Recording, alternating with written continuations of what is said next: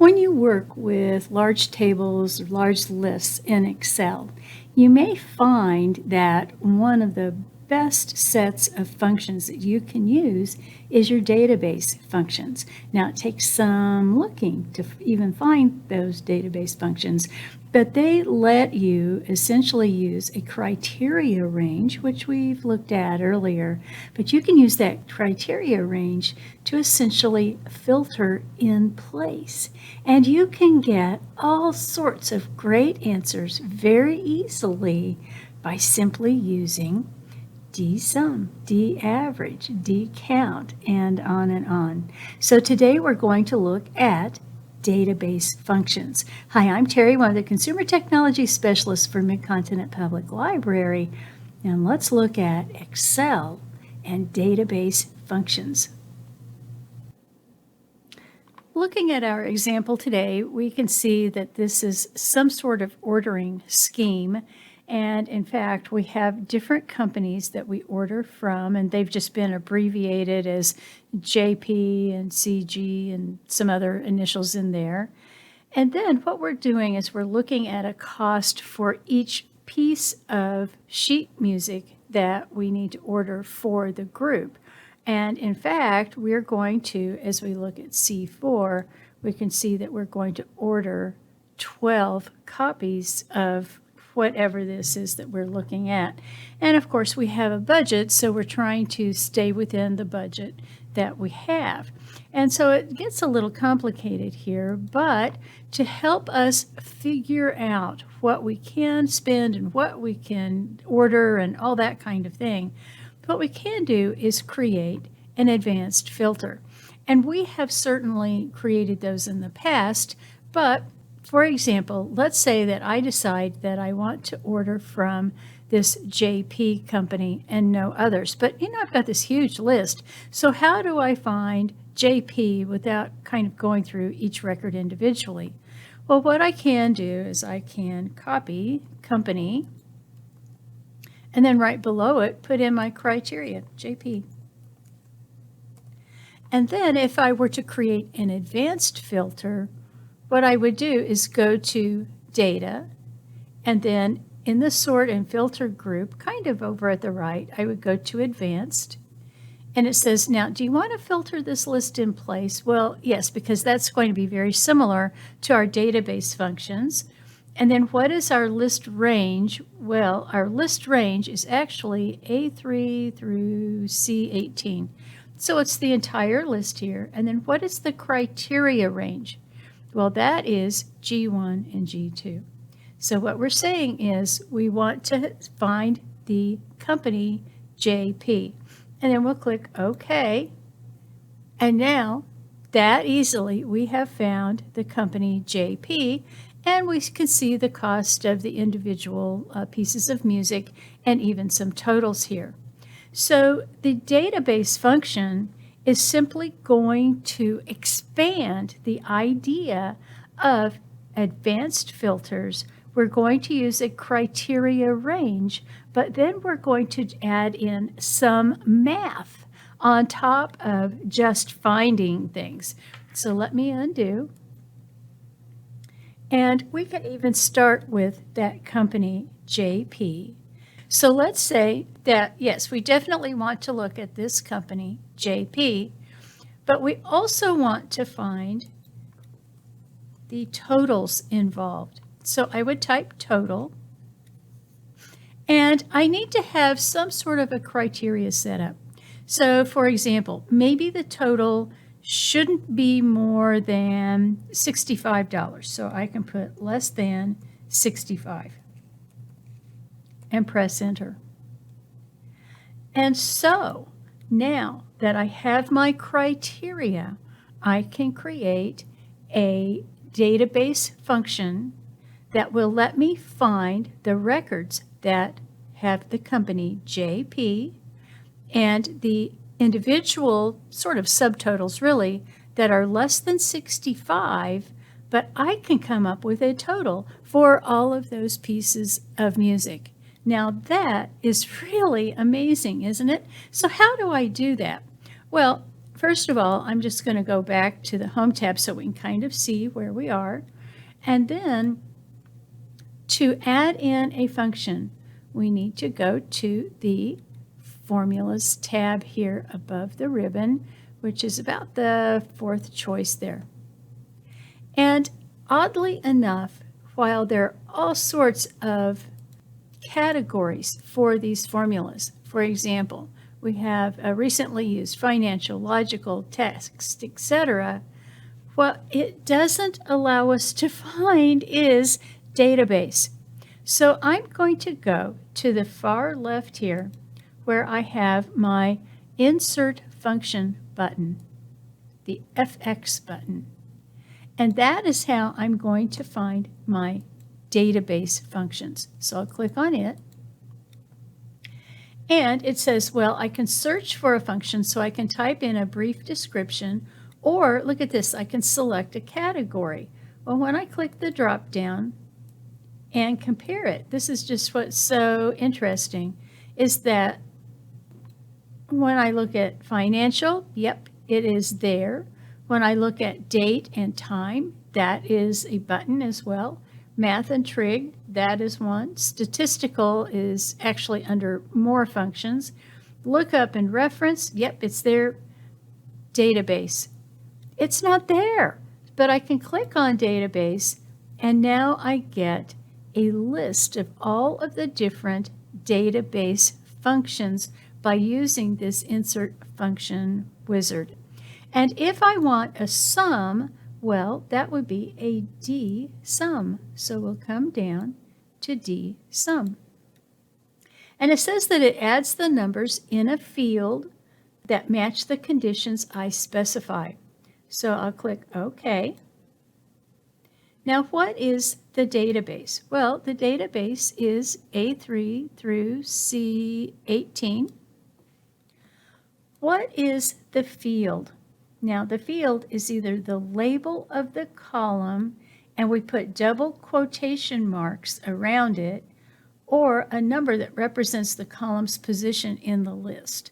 Well, for this first example, we know that we're looking for total, but we, in fact, instead of C3, need to type in quotes total. And then what is the criteria? It includes a column label and one cell below, right, which is exactly what we've done. Now, here's the thing about our criteria. Because JP and less than 65 are on the same row, then that's an and. It must be JP and it must be less than $65 for the total. And that's precisely what we want to do. So we'll select those 4 cells and then we'll click OK. And look at that. The total for the JP sheet music, that is just simply adding up all of this, that it's only the ones that are less than $65, comes up to $283.20. Now, isn't that just amazing? It is so much easier than trying to do a sort. A filter would be very difficult to figure out how to come up with a total once you did the filter. This does it for you. Well, let's try another one here. Instead of JP less than 65, let's do HP, whatever that is. And it automatically adjusts to it's 59.40.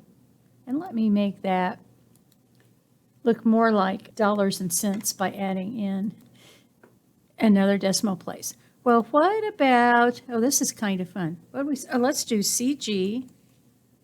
And again, less than $65. I could end up, if I bought all of those titles that are less than $65, with $230. So that seems like maybe I have quite a few in there that are less than 65. Okay, so now let's change this a little bit. What if I decide that I want to find the CG company music, but this time instead of less than 65, what if I want to make it greater than 50,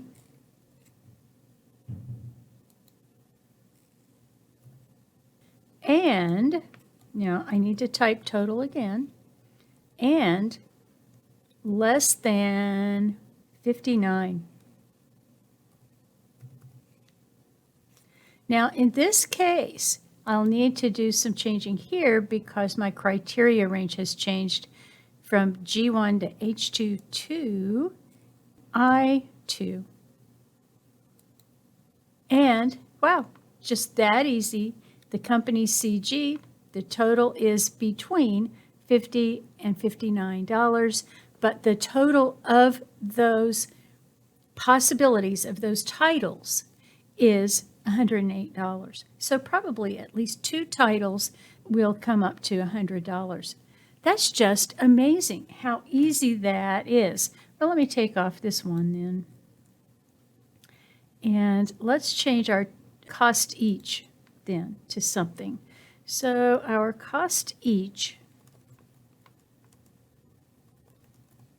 and we need to type it exactly, needs to be, let's say that we want it under $6.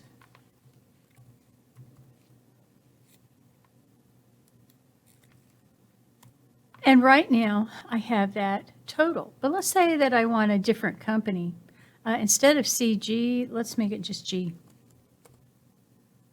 Well, it obviously has a title that the cost each is less than $6, and so now I have a total for it.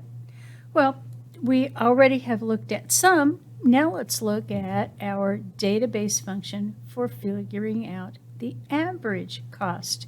So it's basically the same idea. I simply go to formulas, and again, I need to go to the insert function, and I will always need to choose this category of database, and let's find average, and we'll click OK. So what is the database? Well, it's the same thing. It's this A3 through C18. What is the field? I think I want to know the average cost each. So I'm going to put in quotes, cost each. What is the criteria? I can just say, you know what, I want to know the cost each and not even put in a company. So it's truly just all of the companies, but what is the average of those pieces of music that are less than $6? So that's H1 through H2, and when I click OK, well, it says it's $4.99, so it's about an average of $5, isn't it? Isn't that fascinating? So again, as soon as I change this, instead of $6, let's make it $5, and that has changed our average to $4.65.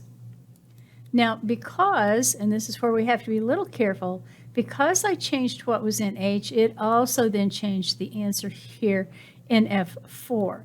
So if you were to use a combination of several database functions, but you have different criteria for the different functions, then what you would really want to do, instead of having just one, is that you would have several criteria ranges, and then you would pick the one that makes the most sense. Well, let's come down to max, and let's look at the database function for max. And in this case, I'm going to just see what is the largest number in company G. So how do I do that? Well, once again, I'm in formulas and insert function, and we're going to do Dmax and click OK. So what is my database? Well, it's A3 through C18. What is the field? Well, the field in this case would be really the cost each or the total. Either one is going to be relatively the same thing. So let's just go with cost each again. And what is the criteria? Well, what is the range of cells where I'm going to get my answers here? So I'll just select H1 through H2 and click OK. So the maximum, as we look at these titles, is $4.95 if it is less than $5. Well, what is the minimum of those titles that, again, are less than $5? Well, we'll just go back to insert function. And by the way, we can just simply go to the left of the formula bar because we do have an insert function button here. And it takes us to exactly the same place. So we'll just go with Dmin and click OK. And what is our database? Well, it's the same thing. It is A3 through C18. What is the field? Well, we'll just say cost each.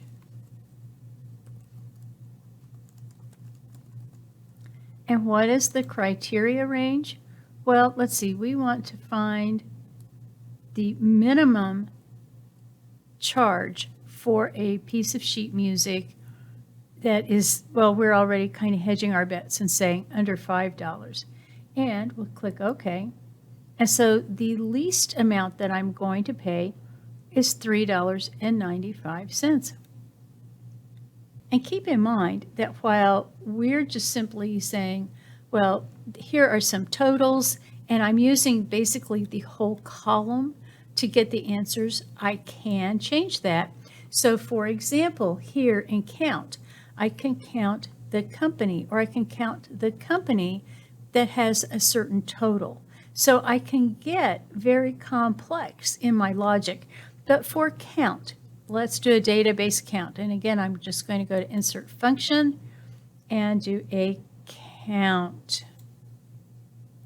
Now, here's the thing. This counts the cells containing numbers that match the conditions I specify. So I'll click OK. So what's the database? Well, same one, A3 through C18. What is the field? Well, count needs to be numeric. So I think I'm just going to go with cost each again. What is the criteria? Well, the cost each needs to be under $5, and we're going to count the cells where I have a value that's less than $5. So we'll click OK. And it says we have 8 that have less than $5. Well, then there's also count A. Now, count A counts anything that is not numeric, and that kind of gives us some scope here. We can actually look for the different companies and count how many times that company has something that I might want to order from them. So in F9, we'll go back to, well, let's go back to the big one, insert function, and we're looking for Dcount A. And we'll say, OK. So what is the database? And it is A3 through C18. What is the field? Well, it's company. So we'll be very careful to type that in correctly. And what is the criteria? Well, it's this, G1 and 2. And we'll click OK. So according to this, there are 2 entries for company G.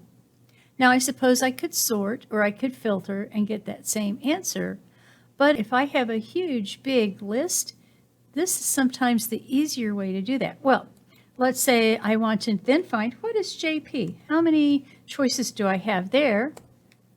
And immediately it updates for how many I have with JP, which is 5, or there's CG, right? So let's see what CG has 4.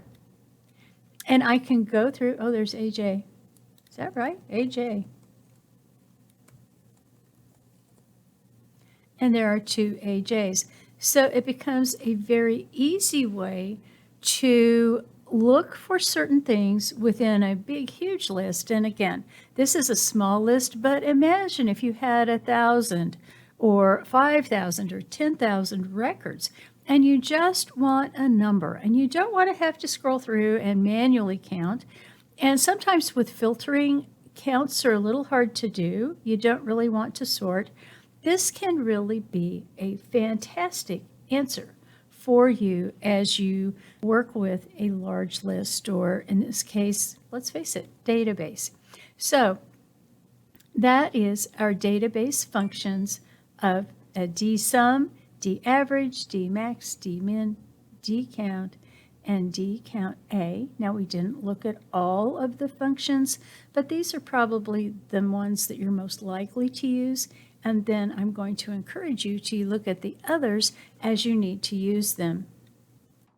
To learn even more, be sure to go to mymcpl.org/online learning for such great resources as Universal Class, Learning Express Library, LinkedIn Learning, and Udemy Business.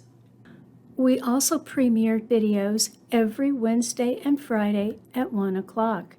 If you miss a video premiere, you'll still be able to find it later when it's convenient for you. You can find us on Facebook at MCPL 360, and you can find us on YouTube by going to our MCPL MO channel.